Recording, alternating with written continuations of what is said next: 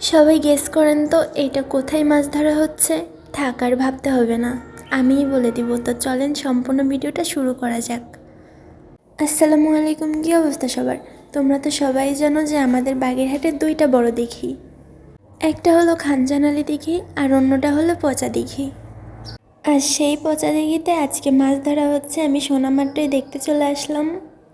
তোমরা সবাই দেখতে পাচ্ছ দিঘির চারপাশে ঘাট বাঁধায় সবাই মাছ ধরতে বসছে। আর এখানে একটা আঙ্কেল মাছ ধরছে, তো আমি তার কাছে জিজ্ঞাসা করছি যে এটা কি মাছ। সে বললো এটা নাকি মৃগেল মাছ।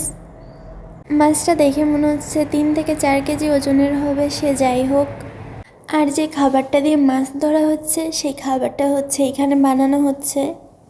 সেইটা আর কি আমি বসে বসে দেখতেছিলাম যে এরা কীভাবে মাছের খাবারটা বানাচ্ছে। এইখানে কী কী খাবার আমি নিজেও জানি না।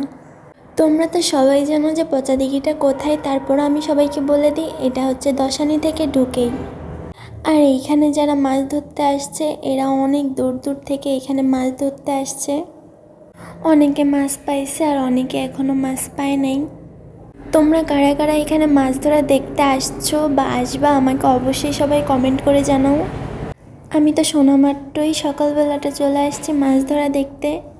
আপনারা দেখেই বুঝতে পারতেছেন যে সবাই রোদের ভিতরে অনেক কষ্ট করে মাছ ধরতেছে। তো আজকের ভিডিওটা এই পর্যন্তই ছিল। আল্লাহ হাফেজ, ভালো থাকবেন সবাই। আর ভিডিওটা ভালো লাগলে লাইক কমেন্ট শেয়ার করবেন।